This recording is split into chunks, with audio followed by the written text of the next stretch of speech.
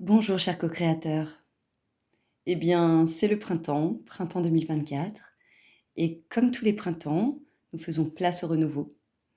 Je nous invite donc, je m'inclus, à prendre soin du corps qui est en plein renouveau, en l'aidant à nettoyer ses émonctoires. Le printemps est un moment idéal pour nettoyer ses émonctoires. Qu'est-ce que sont les émonctoires? Eh bien, on va les appeler simplement nos filtres. Nous en avons 5 majeurs dans le corps, que sont le foie, les intestins, les reins, les poumons et la peau. Alors pourquoi nettoyer ces émonctoires? Eh bien pour sortir les poubelles, tout simplement. Quand nos fonctions d'élimination sont débordées par une alimentation trop riche et déséquilibrée, notre organisme finit par s'encrasser, prélude à des maladies bien plus graves. Dans notre société de consommation alimentaire et de toxicité aiguë, il est donc vital d'agir sur 2 plans. La prévention, pour éviter un encrassage de l'organisme, et le curatif, pour nettoyer les toxines restantes et aider le corps à se réguler. C'est là qu'intervient le nettoyage de nos filtres, de la même façon qu'on le ferait avec notre voiture, notre fontaine à eau filtrante ou n'importe quelle machine munie de filtres. Voici mes conseils en prévention santé. De manière globale, il s'agit d'adopter un mode de vie sain qui permet d'éviter l'encrassage de l'organisme. Alors la première chose, c'est l'alimentation. Choisissez des aliments biologiques.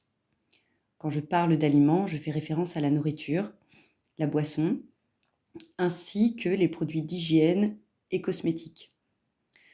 Tout ce qui est chimique encrasse le corps de toxines. Regardez les ingrédients sur les étiquettes. Je sais que c'est pénible, au départ en tout cas, mais c'est pour notre plus grand bien. Tout ce que vous n'arrivez pas à lire, ne le mangez pas, ne le buvez pas, ne le mettez pas sur votre peau. En fait, ne l'achetez pas. Ne minimisez pas le risque de toxicité lié aux produits chimiques que vous mettez sur votre peau. Ils pénètrent la peau, puis le sang, et finissent par encrasser tout le corps. Point numéro 2, évitez les aliments acides qui augmentent le potentiel de maladie, comme les viandes, notamment rouges, le lait de vache, les farines blanches pleines de gluten, qui engluent, qui collent les intestins, les plats préparés, l'alimentation transformée et les sucres. Privilégiez les aliments neutres ou alcalins qui préviennent la bonne santé, comme des fruits frais et secs, des légumes, des céréales complètes ou semi-complètes, du lait de brebis ou des laits végétaux, des graines, les noix, les amandes, les noisettes, les graines de courge, de tournesol, etc. Privilégiez aussi les herbes aromatiques, les huiles végétales mélangées, les petits poissons, et si vous mangez de la viande, plutôt des viandes locales issues d'animaux bien traités. Point numéro 3, filtrez votre eau. Aujourd'hui, tout le monde connaît bien les problématiques liées à la pollution de l'eau, le sujet ayant été largement médiatisé. C'est pourquoi d'ailleurs la plupart des gens choisissent l'alternative des bouteilles d'eau. De mon côté, je vous invite à vous rapprocher des solutions pour filtrer l'eau du robinet, l'eau en bouteille étant un énorme business pour les gros de ce monde, je dirais, que je ne souhaite pas forcément enrichir. De plus, ces plastiques soumis à des variations de température extrêmes liées aux conditions de stockage et de transport dégagent de nombreuses toxines dans l'eau, telles que les phtalates et autres décomposants provoquant des dérèglements endocriniens et immunitaires, sans parler des déchets que ces achats génèrent. Donc privilégiez des fontaines filtrantes ou des solutions filtrantes qui s'adaptent directement sur le robinet.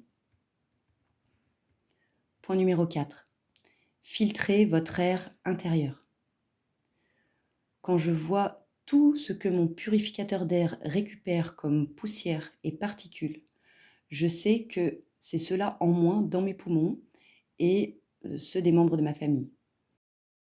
L'air est déclaré cancérogène depuis 2011 par l'OMS. Quand on sait que l'air de nos intérieurs est 2 à 5 fois plus pollué que l'air extérieur, cela donne à réfléchir. Ce taux varie bien évidemment en fonction de plusieurs facteurs. Mon environnement de vie, est-ce que je vis en ville ou à la campagne?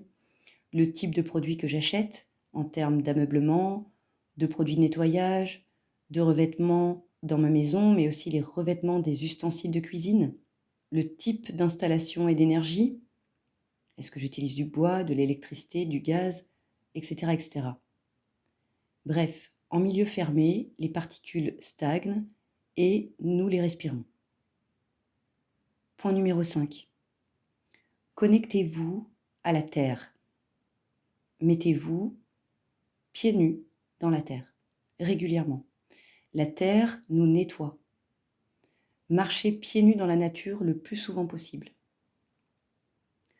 Pour vous connecter au magnétisme de la terre, afin d'être plus ancré et de vous libérer des toxines plus rapidement, vous pouvez vous munir d'objets magnétiques, comme des bracelets, des colliers. Cela permettra de réduire vos douleurs de manière naturelle, de vous créer une espèce de cage de Faraday qui vous protégera des ondes électromagnétiques et de vous sentir plus ancré. Si vous le pouvez également, achetez une literie magnétique. Le sommeil permet au corps de se nettoyer pour renouveler ses cellules pendant la nuit.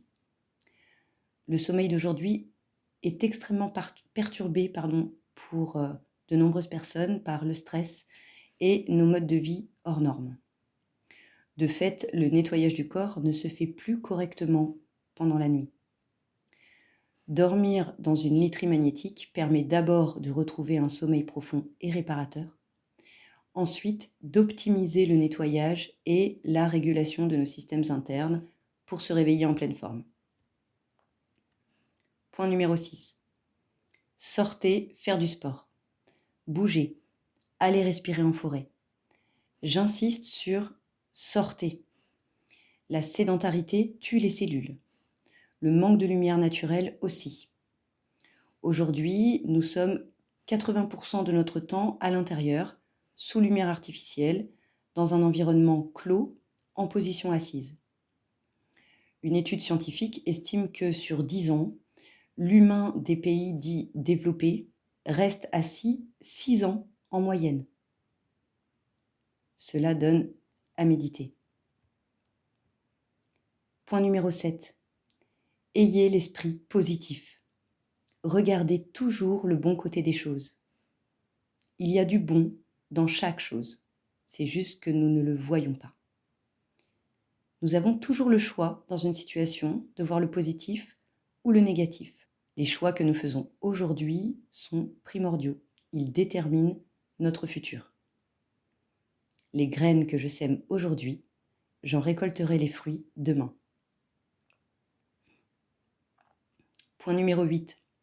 Dansez, chantez, riez, voyez vos amis. Faites ce que vous aimez le plus souvent possible. Un enfant rigole en moyenne 100 fois par jour. Et nous, adultes?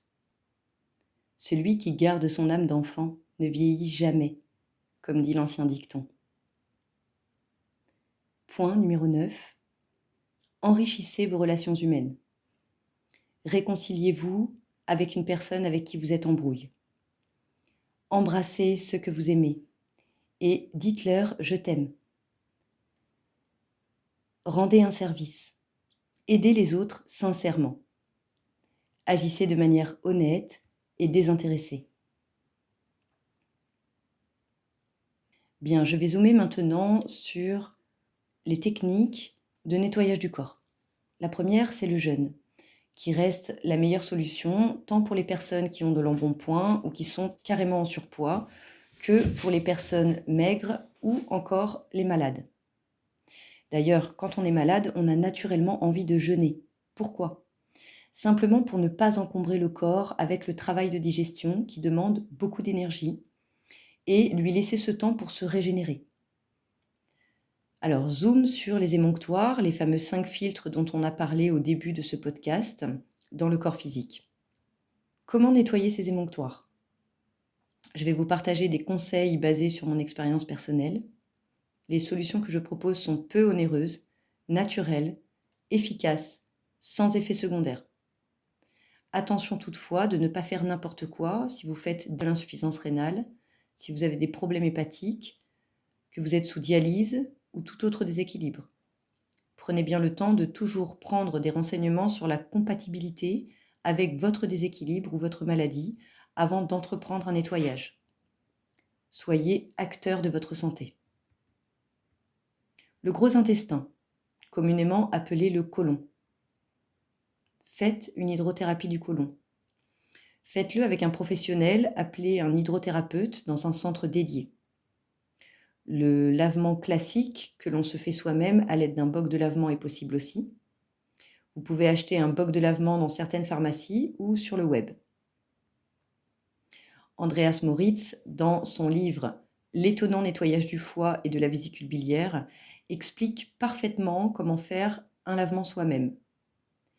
Si vous ne vous sentez pas prêt à expérimenter le lavement, que ce soit par vous-même ou par une hydrothérapeute, il existe également des solutions en phytothérapie qui, je pense, doivent être efficaces, mais que je ne connais pas.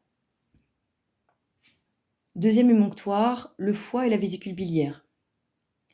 Personnellement, j'avais le foie chargé. J'ai donc fait à 3 reprises le nettoyage du foie et de la vésicule biliaire d'Andreas Moritz, qui s'est avéré très efficace. Je viens justement de découvrir un pack spécial nettoyage du foie chez Nature et Partage à un prix très intéressant. Vous pouvez aller sur le site pour le trouver. Si vous ne sentez pas faire ce nettoyage du foie, qui est assez éprouvant, vous pouvez simplement faire une cure de tisane dépurative pour le foie. Troisième émonctoire, les reins. Personnellement, j'utilise la phytothérapie pour le nettoyage des reins et notamment la tisane dépurative pour les reins de chez Nature et Partage, à prendre en cure sur 30 jours. Quatrième émonctoire, les poumons. Pour les poumons, il faut du mouvement, du sport, de la marche active, dehors, c'est toujours mieux, de la respiration consciente et profonde, en forêt ou à la maison, au moment d'une méditation par exemple. Cinquième émonctoire, la peau. Achetez une brosse à poils naturels pour frotter votre peau à sec tous les jours pendant 1 mois avant de prendre votre douche ou en remplacement de la douche. Personnellement, j'ai acheté un kit avec une petite brosse pour le visage et une plus grosse pour le corps avec un manche adaptable pour frotter le dos. Ces moments sont pour vous, il s'agit de votre corps. Même si certains nettoyages sont peu plaisants sur le moment, notamment le côlon et le foie, faites-le sans stress, avec bonheur de rendre ce service à votre corps, dans un état de détente absolue. Prenez ce temps pour vous. Le meilleur est de faire ces nettoyages 1 fois par an, au printemps et à l'automne. Le plus difficile dans cette affaire est de changer nos habitudes. Et oui, comme on dit, les habitudes ont la peau dure. Mais une fois que vous serez sorti de votre zone de confort et que vous l'aurez fait 1 fois, 2 fois, 3 fois, vous vous demanderez comment vous faisiez avant pour supporter autant de fatigue, de souffrance physique et de confusion mentale. Le nettoyage du corps physique est la première marche vers le bien-être. Cependant, l'être humain est plus complexe que cela. Il est composé de plusieurs systèmes qui ont aussi besoin d'être ramenés à la conscience et nettoyés, comme le corps mental, le corps émotionnel et le corps éthérique. Je propose ces nettoyages en séance individuelle dans mes séances de bioénergie et d'accompagnement en développement personnel et spirituel. Je vous souhaite, chers co-créateurs, un merveilleux printemps avec une parfaite régénération de chaque cellule de votre corps. Je vous dis à très bientôt.